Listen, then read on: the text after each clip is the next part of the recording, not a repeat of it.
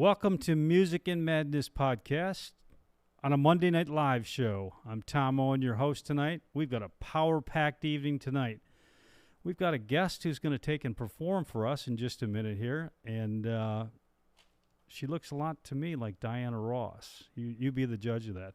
I've got that, and I've got Sean Michael Andrews, who is a hypnotist. And it's going to be a great show, going to be a lot of fun. So without any further ado, I'm going to take and turn it over to Diane Ross for now. Hang on.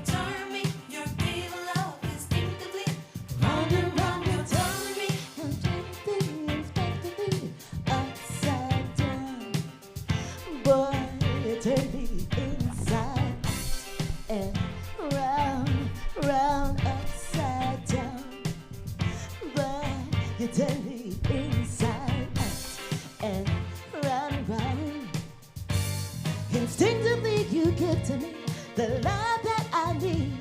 I cherish each moment with you. Respectfully I say to thee, I'm aware that you're cheating, but no one makes me feel like you do. Upside down, boy, you turn me inside out and round, round, upside down. Boy, you turn me inside out and round and round. I know you got charm and appeal, you always play the field. I'm crazy to think you're all mine. As long as the sun continues to shine, there's a place in my heart for you, that's the bottom line. Upside, come on, let me hear you. Boy, you turn me inside out and round, round, upside down. Boy, you turn me inside out and round, upside down. You're turning me, charm and I feel crazy to think you're all mine. As long as the sun continues to shine, there's a place in my heart for you, that's the bottom. How you doing, honey? Woo! Did you come here just to see me? Round, round, upside down. Boy, you turn me inside out and round, upside down. You're turning me, you're giving love instinctively, round and round. Woo!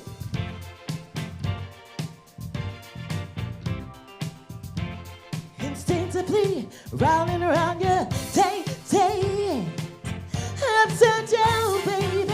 Hey, I said upside down, upside down, baby. Upside down, woo. Upside down, baby. I said upside. How you doing? That's right, you turn me upside down, baby. Upside down, baby. Upside down, baby. I said upside. You're turning me round and round. Diana Ross, the boss. Woo! Turning me here. I said upside down. I said upside down. You're turning me. I said upside.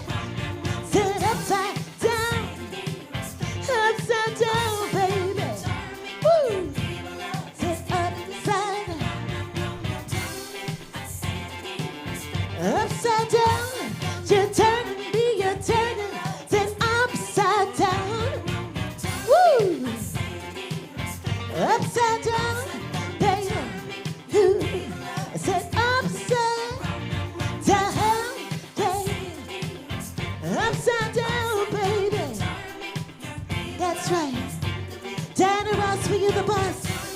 only. Woo! Thank you so much. Absolutely awesome. Come have a seat. Oh, Let's talk. Let's talk. do that. Let's do that, Tom.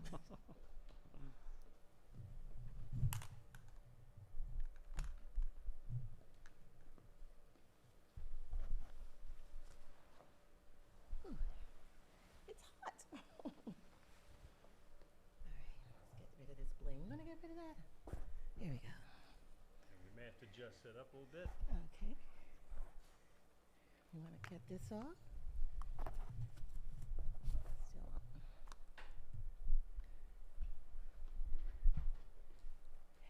Still on.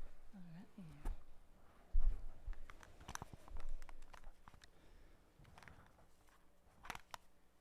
right. Can this fit my big hair? It can. Does it adjust? There you go. Oh, yeah. You want to do that for me, Tom? There you go. Tell you what, Oh, turn it yeah. on just like there. There we go. Okay, let's see if this is going to work. Okay, go. There you go. Ooh. Oh, my goodness. Man, awesome. Awesome. So that's Diana Ross. Yeah. And you do all kinds of who all do you? First of all, this is Carlene Mitchell. Yes. And Carlene Mitchell is going to be performing at the Millhouse Theater on the 21st at 6:30 p.m. Is that your first time performing at the Millhouse Theater? No, actually, it's the Old Mill Playhouse. Yes, Playhouse, yep. the Epic Theater. So, Yes. I actually performed there a couple of times as myself, doing well, it used to be called Jazz and Martinis. Now it's Martinis and Rhythm, and so I sing as myself, singing all kind of wonderful songs from jazz, R&B, pop, playing keyboards as well as percussion, congas, and just doing a lot of fun stuff. That's where you met me. That's where I met you. He's right. Yeah. On a Sunday night, good place to sit down, have a martini, chill out a little bit, and listen to some good tunes. So, tell me all of the women that you impersonate. All right. So, and to answer that other question, this is the first time performing there, and I'll be in the theater this time, not in the lobby. Correct. Yeah. As a tribute artist. Okay. So I will be performing on the 21st, 6:30 to 8 o'clock as Diana Ross and Natalie Cole for Christmas edition. We're going to do a lot of fun songs, Christmas songs. Nat King Cole was actually Natalie Cole's father, so we'll be doing some songs from him, songs they did together. It's going to be a lot of fun. Now, So will it be just you, or you got a band with you, a full band that night, or what is it? In this particular show, I usually perform with my band, but in this particular show, it will be myself. Okay. There will be some motion graphics going on in the back. Yeah. And It's gonna multimedia. it'll be great. I watched it. Like I said, that Sunday night. It's like I got to get her on the show. She is good. So, how long have you been doing this? Well, I've been singing professionally for over 37 years. Started from New York City. Are you even 37 years old? I'm way older than it. My daughter. I have a child that's 40 years old. So. Well, you don't look it anyway. Oh, thank you. It's a Trinidadian blood in me. Mm-hmm. There you go. Yeah.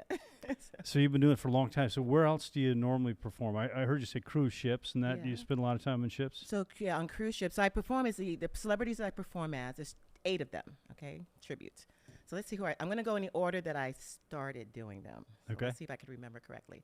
I started with Whitney Houston, then I went to Aretha Franklin, then to Diana Ross, then Natalie Cole. Then I went to Donna Summer, Mary J. Blige. Who's the other one I did? I'm having a blonde moment, even though I'm not blonde right now. Tina Turner. Yeah, okay, yeah. So many to keep up. And Sheila E. on percussion. Okay, Ooh, so that's a lot. who's your favorite? There's got to be a favorite. Oh my gosh. Well, they're all different in all kind of ways. They have charisma, stage presence. I would say the ones that I love doing the most are the ones that has that stage presence, and ones that are so recognizable. You're like, wow, that's so and so. So, obviously the big ones like Diana Ross because she's so flamboyant with the costumes, and Whitney Houston. Just her poise and the way she commands a stage, and then who's the other one? I would say Tina Turner, fan favorite of everyone. Yes, absolutely. The energy, and also Mary J. Blige, because I like to get my little swag going on, So you do this on cruise ships, and you do this in theaters and that kind of stuff. Are you an original Floridian, or you live in Florida now? So I actually was born and raised in New York City. Oh, okay. in Brooklyn, New York, and first generation American from Trinidadian parents and heritage. And so people always get, oh, it don't sound like you're from New York. So I said, listen, I need my coffee in the morning so I don't get exhausted. I'm a native New Yorker. What can I say? Oh. You know? And then they say, oh, you are from New York. And they're like, well, you don't sound like you're from Trinidad. I'm like, oh, you're something else, you know. It's a bacchanal up in the place. So I turn it on and off when I want to, you know, just a chameleon. So but yeah. So you're down here now, and Down here now. do you perform outside of Florida at all, or pretty much just Yeah. okay. I travel all over. I travel all over the U.S. performing. So I was doing cruise ships for a little bit. So back and forth to the Bahamas, traveling to different theaters nationwide. I've done some shows internationally as well, Spain and Africa. I sang there. So, you know, it's a lot of fun. It's get to see the culture, the different cultures, and how people really respond to these artists, because, you know, some of them are no longer with us. Right. I think there's about 3 more left that I do that are still here. So for those who cannot see them again in concert, this is a big deal. Yeah. It's a big deal because they get to relive moments when they did see them, or just for, you know, first experience. Just, Takes you know, people that back in. in time as to where I was when I heard that, or the Yeah. first time I heard that, Oh, or that's right, the emotions that go with it. Yeah, that's awesome that a lot of artists are able to come back in and Mhm. pick up kind of where people left off. Tribute bands in the villages is probably, I would say, one of the number one things that goes on between rock and roll all the way to what you're doing. And so you started out obviously as a musician. At what point did you decide to be an impersonator? That's a good question. So I actually started off. My first song was the answer back to "Happy Birthday." I was 1 year old, never sang. My mom's like, she doesn't sing, never sang a note. And all of a sudden, they're singing "Happy Birthday," and I'm coming back. I'm 1 year old now. the whole thing, the whole line, the whole everything. And they're like, Carlene sings? Like, what is this? So I've been singing all my life. But as far as how long I've been doing this and how I got into it, music has always been a part of me. So I've been playing piano. I would just hear something. The Sound of Music was one of my favorite movies, and I loved the music. Yeah. And I was like, I can't forget this music, Mom. So I would just go home and start plucking it out on the piano. So that's always been in me. And I always like beating on things. And so I never thought myself to be a drummer until really later on in my career. And I said, you know what, you should pick that up because you really have a knack for rhythm and stuff like that. I'm a dancer by trade, so I decided to do that. So the way impersonations came in, for a long time I've been singing as myself. Yeah. You know, doing jazz, R&B. But for a long time, I've also been fronting and doing covers of some of the favorites, like Whitney Houston. And so I had somebody that I knew, a colleague that was headlining on cruise ships doing a particular tribute. And I thought, you know what, maybe I should broaden my horizons and see if I can do that. I'm already doing Whitney's songs. Yeah. So I might as well, you know, see what I can do with the costume, make it look believable. And I did. But it's an art to it. It's a lot of studying. Yeah, I was going to say, you have to watch. yeah. I'm sure you've watched hours upon hours of them on stage and everything else. Yeah. The mannerisms. I mean, it's the little things. They all have different ways that they would approach the stage, different ways they would hold their hand, their makeup, the jewelry that they would wear, the shoes they would wear. I mean, so really studying that to a T. And it's the little things that when you put it all together makes it look believable. And when you're doing 8 of them, you really have to, you Oh got to my make God. sure you don't have a senior moment. I tell you, sometimes I'm like, who am I right now? And I get a blonde moment when I'm like Diana Ross. No, it's funny because sometimes I go in and out of character because I like to joke around a lot when I'm on stage. I do a lot of improv with my audience. Yeah, you're a performer. I mean, you're same thing which you were doing at Martinis and Jazz or whatever they call it now, Martinis and Rhythm. Rhythm. Yeah. Yep. And yeah, well, you have audience engagement, and that's a big deal about being a successful performer. It's not just about being up there and singing the song. It's about engaging with the audience, and you do a great job of that. I mean, you gave me a great example of that in costume. And so when you do 2 characters in a night, what's the most characters you've ever done in one night? So actually, I usually have done, when I started off, because I remember I told you I did Whitney first and Aretha and then Diana and Natalie. And I thought, if I put the letters together, it spells an acronym, DAWN, D-A-W-N. Now my name's not Dawn, but I said Divas by Dawn, meaning like by dawn I'm going to be a diva. There you go. And so I promoted that show for a little bit. So I was doing all 4 in one night. Believe it or not, that was a lot. It's a lot of costume changes. Yeah. What kind of time does it take you to change? A lot of intermissions? No, really one intermission. Because when you're doing a theater show, usually a 15, 20-minute intermission. So that's my big break. But I'd have the band play. The band would play. Sometimes I have dancers. My entertainment company is Heartfelt Entertainment, so I hire dancers, band members, musicians, and they'll do some things in between so I can get change. I would say the quickest that I've ever did a costume change, full costume change, was probably like 55 minutes, 55 seconds. Oh, 55 seconds. Yeah. Wow. 55 seconds. That was fast. But I had to have somebody help me, like put this on, because it was quick. Where's your favorite place to perform? Ooh, I would say Hawaii. Hawaii is just my favorite place, period. Yeah. It's beautiful. It is beautiful. Yeah, Yep. yeah. It's a long flight, but it's yeah. worth it. It's worth it. So when you perform out there, you how much luggage do you have to take? Oh my goodness.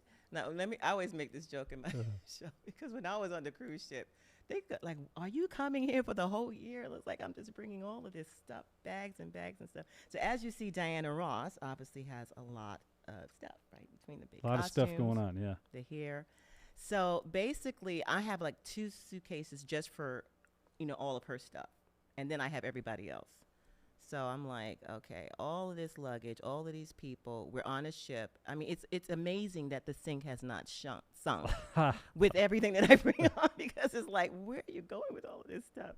But it's fun. It's a lot of preparation. I have to really be wise about how I'm putting things together. A lot of things I have made, especially for Diana Ross, because you're not going to find things like that in a store. Yeah, all that's got to be custom made. Yeah. So there's a lot of money goes into it financially, some financial Oh, investment. for sure. But it's worth it. Have you ever met any of these women that you impersonate? I have.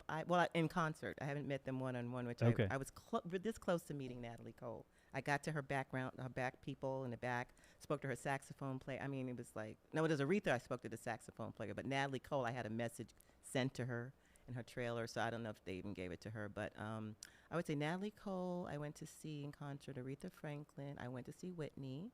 I never got to see Tina. I would have loved to have seen her before she retired.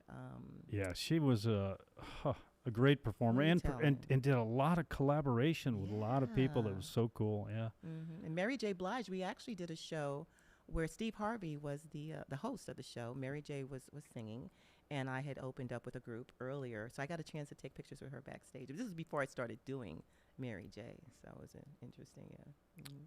So upon all of the costumes, is there anything that's like interchangeable?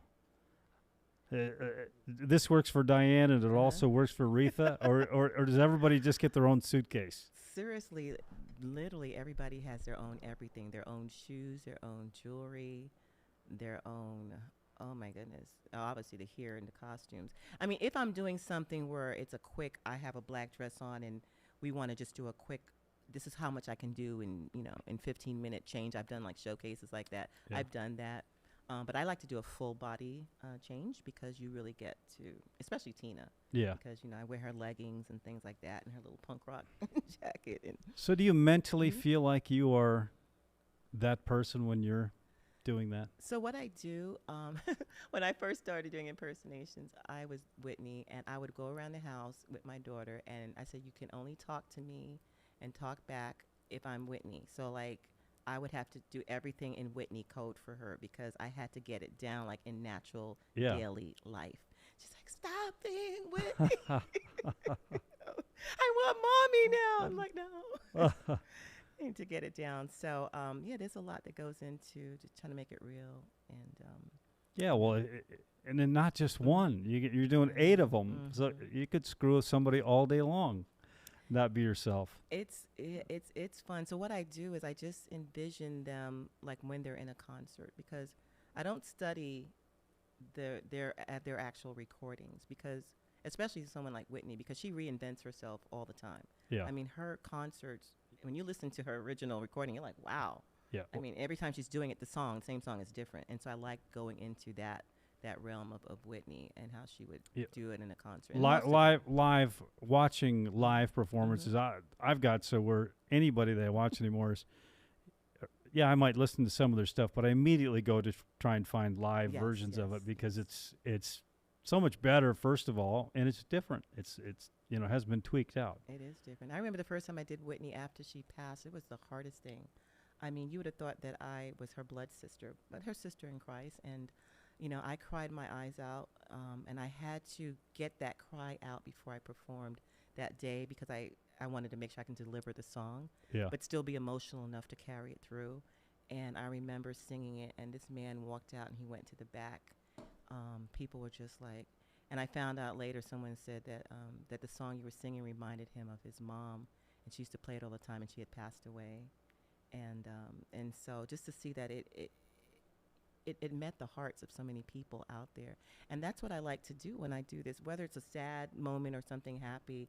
It's just really reliving your life. The songs are how do I say, it's very healing Yeah. music, and it's a way of just getting through life. And sometimes you pinpoint certain parts of your life with a certain song, and so it's a great way to just evoke emotion out of my audience. I love to see them receiving it.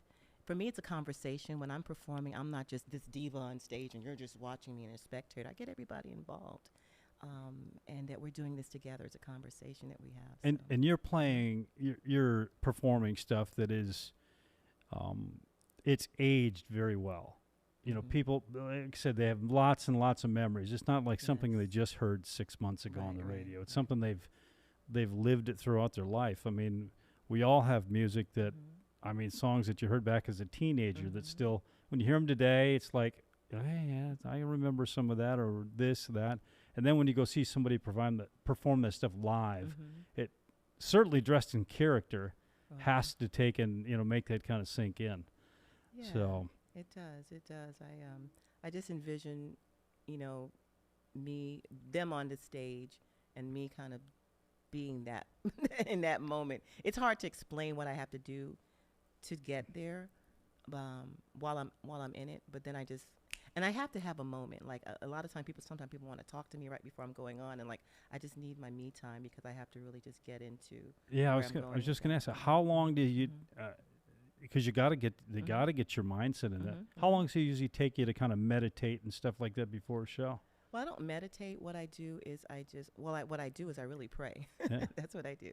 I pray. I know that everything that I do, God leads me. Even when I'm performing, He said, "Put your hand up here. Do this. Do that." And sometimes things that I didn't even plan happen. Just happen. It just happened. And when I look back at the tape, I was like, if I had tried to do that, it would not have came out this great. It's like, owe Him, the Holy Spirit, owe Him everything. And so really it's just me having that time with Him, just one-on-one. And, giving myself a chance to just breathe, relax, and just get ready. Now, you said you have children. Have any of them taken up performing? I have one, and also in the entertainment business, DJ, dancer. We both have worked with celebrities. I've done a lot of work. I've worked with Wyclef Jean from the Fugees, Jessica Simpson, Michael Bolton. She's been in movies. She's been in, she's worked with Mary Mary, the gospel group. So we've done our fair share of getting out there and working with others and doing our own as well. So, and some things she even performs with me. I was just going to ask you that. Yeah. Dreamgirls Tribute. We won awards in Las Vegas for the best tribute show for like 2 or 3 years. Our Dreamgirls Tribute show. As soon as that movie came out, in fact, a little birdie told me about the movie before it came out. And in my mind, I think, I need to put together a tribute show. So when it comes out, boom. And that's exactly what happened. And it just went. And so we won awards. She performs in that with me, doing the Dreamgirls tribute. So how far booked out are you? Well, I'm booked out next year. We're getting everything together. Right now, during the holiday season, people are kind of focused on just getting through the Getting month. through the holidays. Getting through the holidays. But I have definitely some dates coming up in some other towns and other places. So I'm looking forward to bringing it everywhere I go, especially here at the Villages. I performed here once back in, it was a while back, Katie Bell's. Oh yeah, that's a while back. Yeah, Yeah. that was a real while back. So Yeah. I was like, you know what? Everyone's like, you need to be at the villages, and I know. So I finally am making my rounds, being It's off the cruise ship to come back. it's a great place for a lot of things. I mean, we love living here, but the entertainment aspect of the Yeah. villages is just off the chain. Mm-hmm. And you're at the right demographic age-wise that people Mm-hmm. remember all of these, people that you Right. do. So, well, I wish you well on next the 21st. I don't remember Sunday the 21st. Yeah, like a blonde moment. Yeah, I'm having a blonde And moment. a Yeah. senior one too. Yes, yeah, both. Yeah, I that's do right. too. I do too. So. That's right. Well, I'm going to be at your show. It's going to be great, Good. and hopefully, any of our viewers, tickets are still available, and they're through the Village's box office. Yes. And get on there and buy them. Let's give her a sellout. Let's give her a sold show. Yeah, we really want to see a full house because I haven't been in the villages in a while, and obviously these shows are, I've been performing there everywhere. So if everybody could at least invite one person. That's right. One person. And don't be shy. You can invite 2 or 4, but at least one. Mm-hmm. And no, the ticket prices are more than reasonable. Man, it's a great value. Mm-hmm. The theater's a great place to perform. The stage is up there. We've done some stuff in there, so really looking forward to it. Are you coming back to the villages anytime soon or not? After the 21st? Yeah, after the 21st, I will be back at the Old Mill Playhouse in the lobby, doing like what you saw me doing. So right for Martinis and Rhythm, and I'll be singing as myself. Which is a great act by itself. Trust me, it's well worth the time. Again, very much appreciate you coming on tonight. Very much appreciate you performing. You were the first one to perform on our Monday Night Live show. Really? Yeah. So we'll. Wow, I feel so honored. Yeah, groundbreaking, and it was a groundbreaking performance. Oh, so thank you so much. anything else you want our viewers to know about your act? Well, it's amazing because I was listening to a lot of Natalie Cole, the last week or so. Obviously, when you're gonna do another act or another show, you always try to listen to those specific people only because I do so many. And my dad was a big music lover. He wasn't a musician, but he knew good music. I was brought up on people like Nat King Cole, Dinah Washington, Nancy Wilson, all the greats. And as I'm listening to Natalie, I'm being reminded of my dad because he loved Nat King Cole. I love Natalie Cole, and that's his offspring, and I'm my dad's offspring. Unfortunately, I lost my dad last year. Sorry to hear that. Thank you. But I really want this time because I know Christmas is not always, or these holidays are not always jolly for everyone. Sometimes, you can go through a loss and it can be a little sentimental. And so I just want to I acknowledge that even in the show, and I want to be able to bring people to a point where they just feel a resolve. And feel completeness in it, feel fulfilled. So even means taking you to different parts of that. To me, it's about bringing that emotion, and I'm very big on getting to the heart of the audience, of the people, and so that's my goal. I want people to leave going home different than when they came in. That I know I've done my job as a performer. I can see that happening. Yeah. I can see that happening. Yeah. Again, I appreciate you coming on tonight. Thank Absolutely awesome. We're going to take a break and go to a commercial. And next, we've got Sean. Sean is a hypnotist. Stand by. Tom? All right. Thank you. This is Chase with Polished to Perfection Detailing. We help vehicle owners protect their brand new vehicles with ceramic coatings, PPF, and window tint. All of these are designed to keep your brand new car looking that way for years to come. We're the highest rated shop in the villages with over 300 5-star reviews. So if you want it done right the first time, call Polished to Perfection. This is Chase with Polished to Perfection Detailing. We help vehicle owners protect their brand new vehicles with ceramic coatings, PPF, and window tint. All of these are designed to keep your brand new car looking that way for years to come. We're the highest rated shop in the villages with over 300 5-star reviews. So if you want it done right the first time, call Polished to Perfection.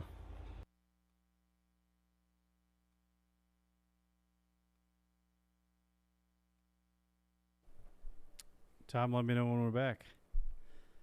Okay, are we back? We're back. And we're back with Sean Michael Andrews. And Sean Michael Andrews is a hypnotist. I had the pleasure of watching your show back at the Mill Playhouse Theater. And you certainly had some people hypnotized. That was a great show. Go ahead, pull it right up close. Okay, yeah, they were a great group. It was.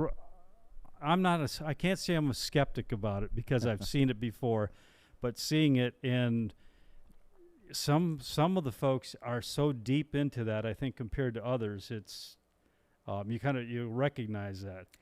Yeah, and those are the ones that you really want, the ones that are going to perform. So you want the ones that go very deep, and then also you want the ones that are very active.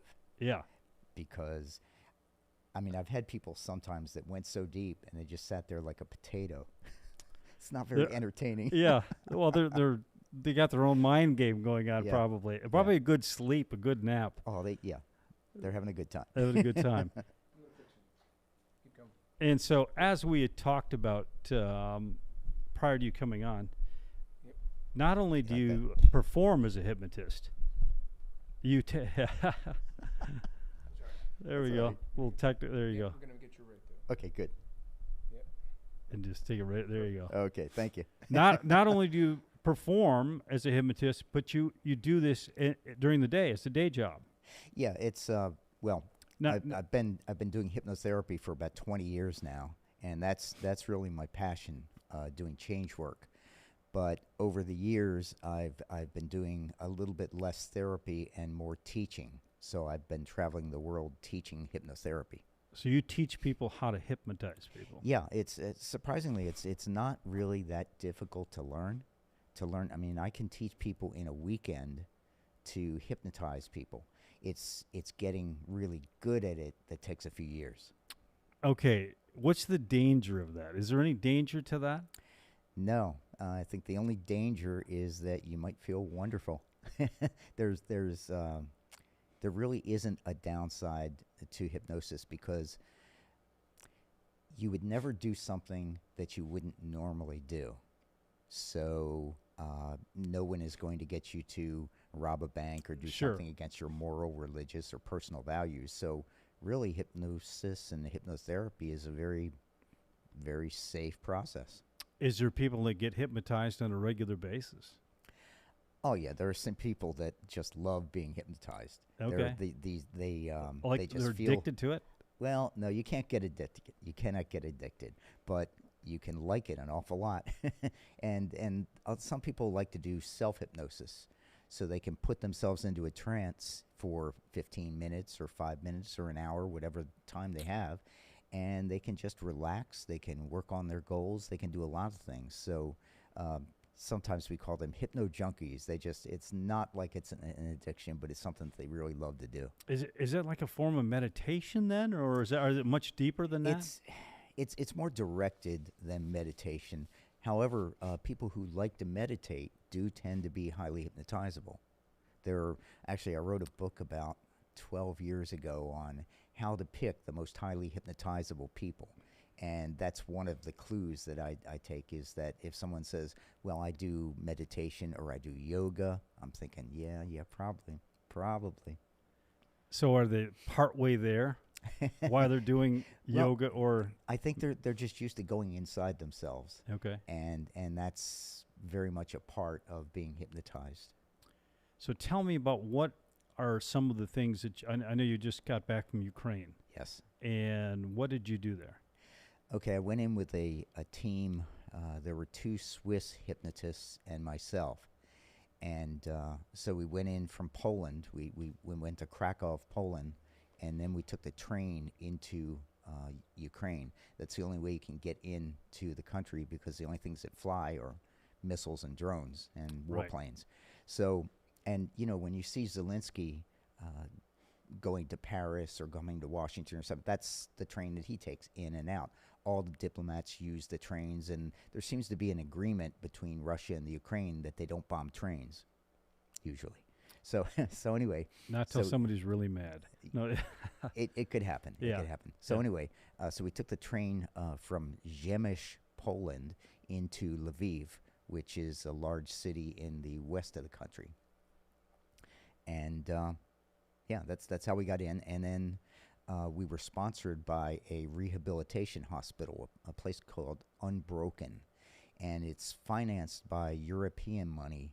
And I got to tell you, it was the most amazing hospital I've ever been in. They sunk some money in here, and the Ukrainians are really doing their best to rehabilitate their warriors. I've never seen more dedicated staff and a really nicer operation than I did at the Unbroken Hospital and their affiliated medical school. So we spent 7 days teaching psychiatrists and psychologists how to treat pain, to include phantom limb pain, because that's Right. a lot of guys lost arms and legs. We also taught them how to treat trauma, PTSD. Yeah, so we train them for 7 days Treat all those through hypnosis. through hypnosis. I mean, these are well-educated, really good psychiatrists and psychologists. So we were giving them another tool that they could use, because hypnotherapy is a very fast therapy. It doesn't take long to get really amazing results. So now they have this tool, and they're using it now in the hospital. So after 7 days of teaching them, then I went into the hospital and worked 2 days with patients in the hospital. And that was, it was kind of eye-opening. So, in treating somebody with hypnotherapy, is it something that is, I've heard of people like quitting smoking with Right. hypnotherapy, that sometimes it's a 2 or 3 or 4 step process. It can depend. There are many ways to do it. I prefer to do it in one session for stop smoking. But some things take longer, like, for instance, weight loss can take 4 sessions. But anyway, it's generally pretty fast. I mean, the thing that you'll never hear, is somebody saying, well, I've been seeing my hypnotherapist for 6 years now, and he thinks we're near a breakthrough. Or your insurance is just about to run out. Exactly. I think you're cured. I never, I've never seen anyone more than 6 times. So you can now, if you're doing hypnotherapy to a person, and it takes 4 sessions, is it like the same thing over and over again, just trying to get it in there, or is it like a step process? It depends on what you're working with. Sometimes, like when you're working with pain, sometimes you can get good results in a session or 2. PTSD, sometimes you can be very successful in a session or 2. Some things take longer. Is it forever? I mean, what's the results, the prognosis of the results? Generally, very long lasting. Yeah, it's not something that wears off. So yeah, I'd say it's extremely effective and really long lasting. It's pretty permanent. So what is actually happening when someone's being hypnotized? Okay, well, my view on hypnosis is really kind of simple. Hypnosis is a natural state that any human being can go into if they want. And in this state, you are more open to suggestions that maybe you wouldn't be open to in your normal waking state. I mean, I can talk to you about the importance of drinking water, and you know it. You know it's important. Yeah. But you're not going to do it. But in hypnotherapy, when you're in trance, and I talk about how great it is to drink water, sounds like a good idea. So I might have to have that one. Drinking water isn't one of my big things. I know it's great for you, but Yeah. Stopping smoking. Yep. That's probably one that's used a lot. What It is. The 3 things that are most popular in a general hypnotherapy practice are weight loss, smoking cessation, and stress reduction. Those are the 3. And that'll probably, in a general practice, that's going to be 70 or 80% of your work. And so if you don't do those 3 things, you could specialize. And many people do. But when you're starting out, it's best to be a general practice and work on the things that people know about, because most people don't know the other things that you can do. Yeah. So how do you train someone to hypnotize themselves? When you said that the first time, I was like, look in the mirror. I mean, what do you do? Okay. The process is I hypnotize the person, and then I give them a trigger to put themselves back in. Okay. and then they just practice, and we use it, pretend that your finger is on a light switch, and when you drop your finger, you throw that light switch and turn everything off and go into a trance, and they practice that, and yeah, they can do that for the rest of their lives. Now, you had the people that you hypnotized up there on the stage at your show. When your name was mentioned, they would repeat that you are the world's fastest magician, world's hypnotist. Yeah, we Yeah. just had an illusionist on earlier today. So, anyway, so how long would they say that? I mean, how long would that stick with them? Maybe they still might do it. They still might do it. Then again, it could have worn off. Actually, I think I gave them a limit in that suggestion. That was a post-hypnotic suggestion. Okay. And I think I told them that as soon as they leave the theater, it no longer works. Okay. So Yeah. if I give them a silly suggestion like that, I'll generally put a limit on it that when we leave the theater, it goes away. So, what made you want to be a hypnotist? Well, in a previous life, I was working for the federal government, and I took a new supervisor's course. And part of the course was a section on neurolinguistic programming and rapport building, because they like to take their managers and they like to drop you in a new office and say, this is your new mission, these are your new people, don't break it. And so this rapport building thing using NLP, neurolinguistic programming, was something they taught me in there. And I remember the woman who was teaching it said, I don't teach this to everybody because it can be used to manipulate people. And, I was a young guy, and I thought that's something I'd like to learn. Yeah. but anyway. Right to the manipulation part. That's right. Yeah. That's right. But no, I mean, I think if you use these rapport building techniques to make a connection with other human beings and your heart is pure and you're not trying to get anything out of it, I think it's a good thing. Yeah. And so after taking that course, I did some more investigation and found that NLP was based in a large part on the hypnosis work of Dr. Milton Erickson. So I started studying Erickson, and then I branched off into Dave Ellman style hypnosis, and then it just rolled. And I was working for the government, so I had plenty of vacation time and plenty of money, so I went wherever the best hypnotists were and studied with them, because they don't teach it in universities. Can you take and hypnotize somebody and tell them to be better at a skill set? It depends on why they're not good at it now. I mean, if they have no natural talent for it. Yeah.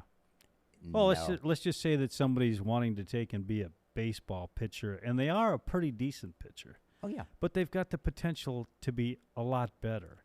Right. Could you help them? Definitely. And any sport really, especially with the top performers. Who was it? Tiger Woods actually used hypnosis when he was a young pro, and his trainer was a hypnotist, and they credit hypnosis with a lot of his early success. It's I've toyed with the idea. I wonder if his wife was a hypnosis when she knocked the windows out of his Suburban. Yeah, that's like an instant induction. Yeah, Yes. that gets your attention. Yeah, I've often wondered if how many strokes would I have to take off a golfer's game for them to think that's pretty cool?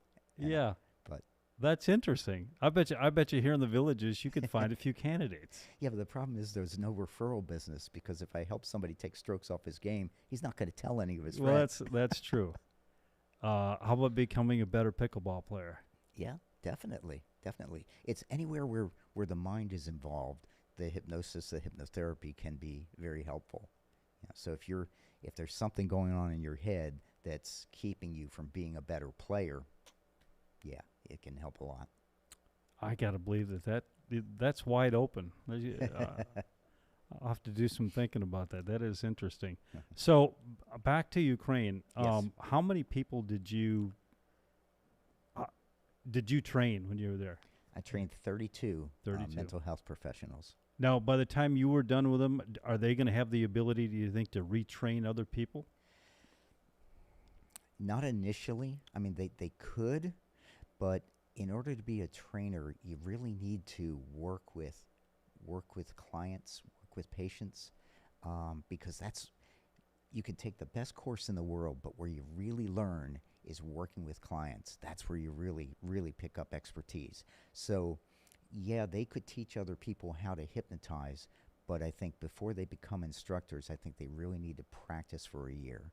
And once they've done that, yeah, I'm sure they were very bright people. So, have you had people that you've hypnotized who quit smoking that you see 2 weeks later are smoking, or? Very rarely. Really? When someone wants to stop smoking, or when they come to me, I ask them, why do you want to stop? Yeah. And some of them say, I don't. Yeah, okay. And I say, come see me when you're ready, because I can't make them do something they don't want to do. Yeah. I used to have a physician that had the office next door to me, and he would send them over.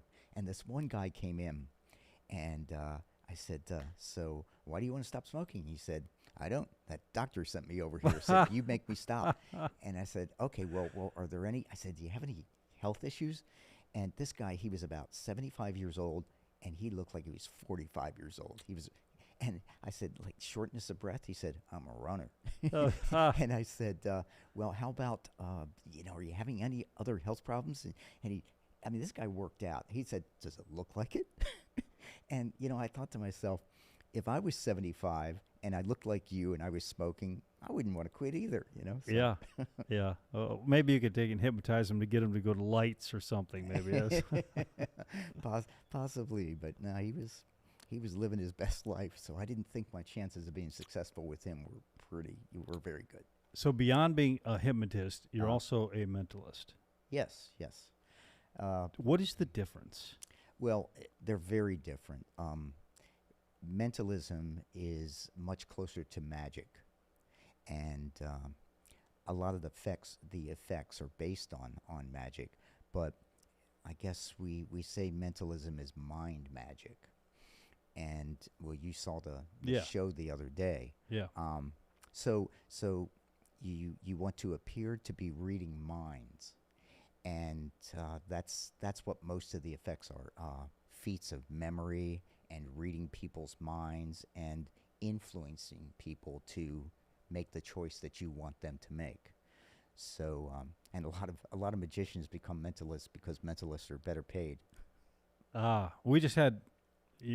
Our viewers will see it here. We just interviewed an illusionist who's coming to the Mill Playhouse Theater, and that he's kind of changed his game up a little bit, and he's very envious of people who can make a lot of money with a deck of cards versus him who has to carry around a boatload of illusionist type stuff. Even so, with magicians, there's a fork in the road, and one goes to mentalism, and the other one goes to illusionist. But illusionists also make more than magicians do. Yeah. He also was happy that he gave up 15 animals he had to take all over the place. Wow. So I like animals, but yeah, that sounds like a lot of work. So what is your preference, being a mentalist or being a hypnotist? My preference is actually being a hypnotherapist and okay. helping people. My second preference would be teaching hypnosis. Third would be performing comedy hypnosis. And then fourth would be the mentalism. Okay.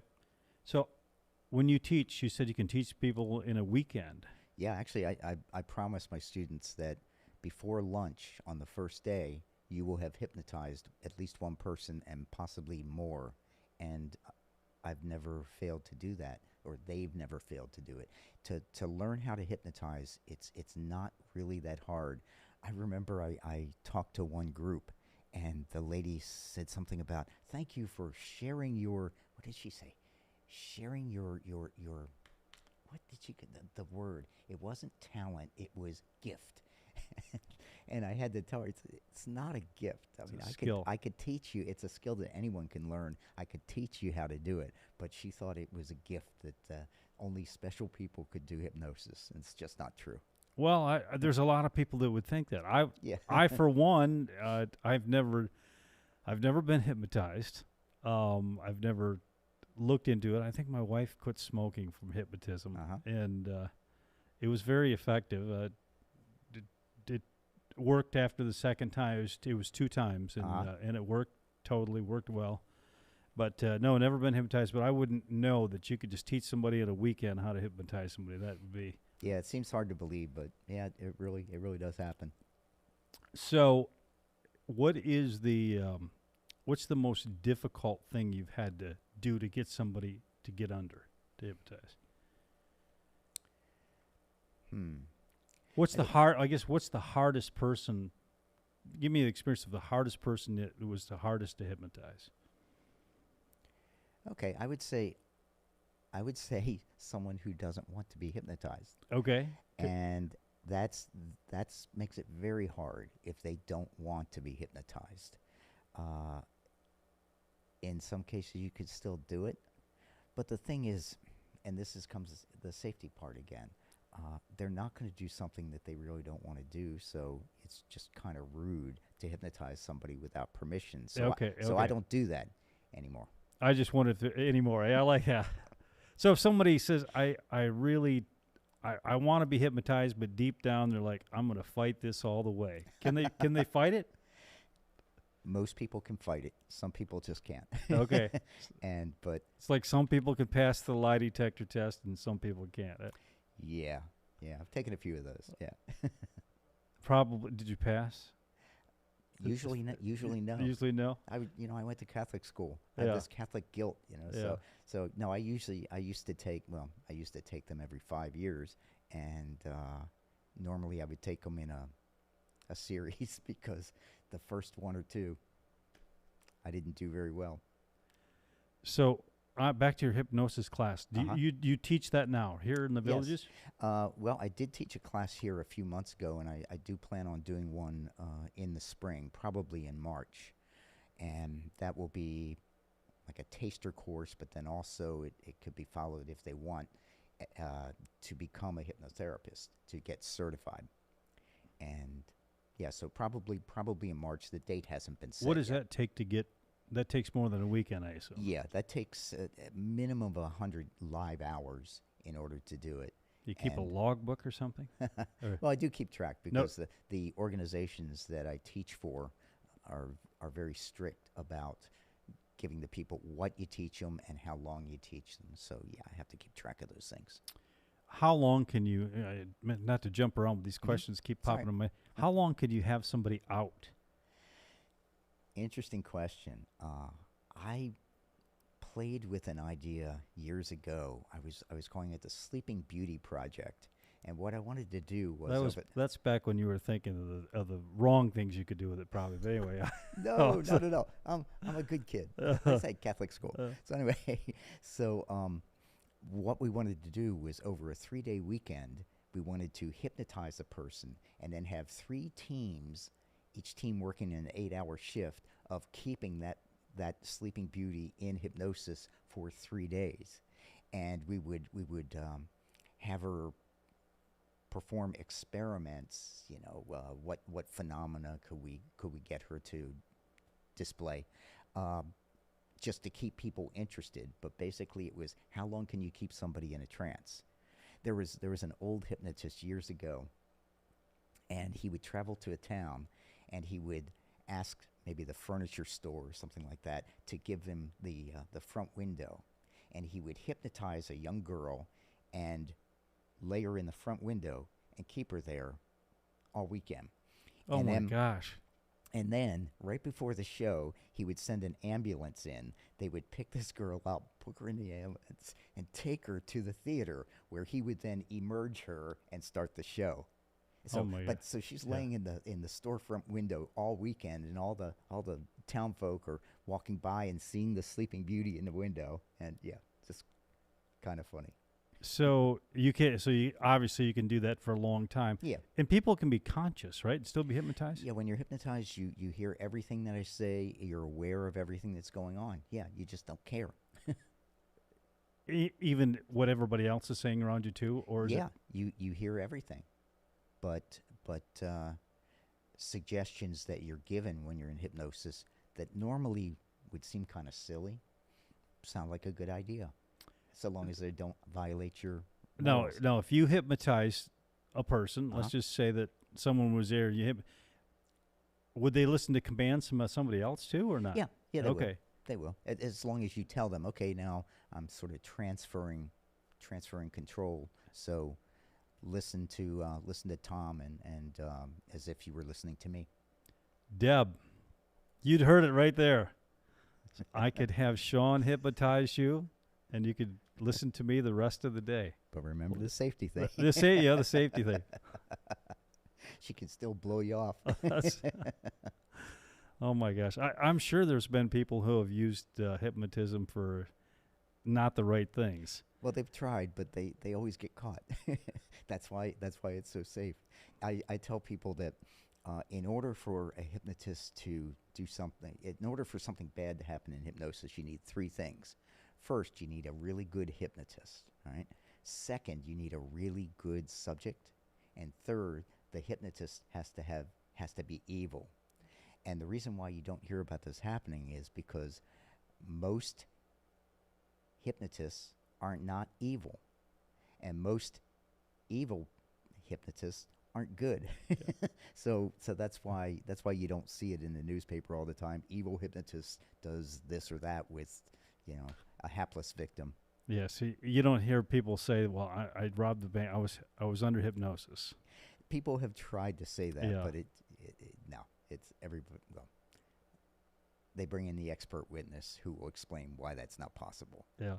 So, where can people find information about the classes that you teach? They could go to my website, worldsfastesthypnotist.com, and that has all the information. That's where I put the class information. That or the AtlanticHypnosisInstitute.com. They can find it there. And if they want to see what it looks like, they could always go to my YouTube channel. Got a few million views on that, and so that's just search for World's Fastest Hypnotist on YouTube, and you'll see me just playing. And so let's talk about the world's fastest hypnotist. How did you get that name? Well, people would say, "Hey, you're very fast," and I was on vacation in 2007 at the beach, and I thought, "Yeah, I am pretty fast." And I thought, I wonder if anybody has the website worldsfastesthypnotist.com. And you know how the theory, I think it was Jung, the collective unconscious, and like you come up with a great idea, and coincidentally some guy in Beijing has the same idea, and another guy in Cape Town, South Africa has the same idea. Yeah. So I got on GoDaddy, and my fingers were trembling on the keyboard. It's like, and I got it because I thought, probably the guy in Beijing and the guy in Cape Town doing the same thing at the same time. Anyway, so I got that. But I think I just had a reputation initially of being super fast. And then when I had the website, if it's in the website, it must be true, right? So how fast, tell our listeners, how fast can you hypnotize somebody on a normal basis? In an instant. And it's the thing I tell people, I tell my students, I say, when you finish this 2-day class, you also will be the world's fastest hypnotist, but you won't own the website. That's fine. That's fine. It's available for $1 million. Yeah, if they go on YouTube, they'll see instant hypnosis, and it does happen very fast. So, do you have any other performances planned at all, like you did at the theater? Not right now. I have some charity events that I'm doing, and I do a lot of charity events here in the villages in support of the St. Vincent de Paul food bank in Lady Lake, and I do like to do that. I like to do it. So what I'll do is I'll do it for free, but the organization then makes a good donation to the food bank, and I like to support them. My wife and I work there on Saturdays, and there's a lot of need out there, and so I'm very happy to give the performances. Is there any other, is there many hypnotists in the villages? I know of 2. I know of 3. No, I know of 3 other hypnotists in the villages. You have enough to start a new club.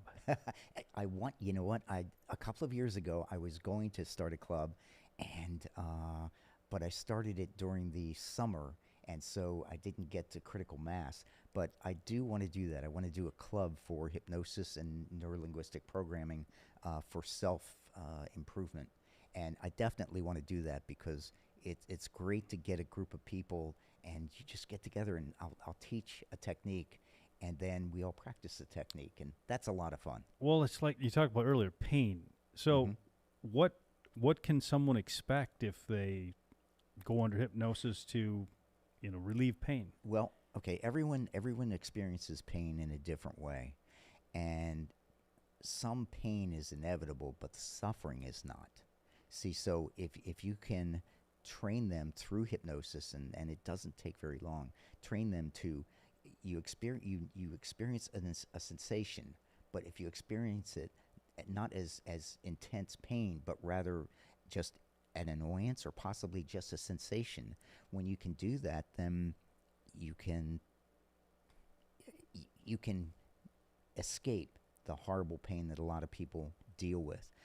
The thing I always tell people is that when I work with pain, that's something I want to talk about, migraine headaches. But excuse me. I tell people that pain is your friend.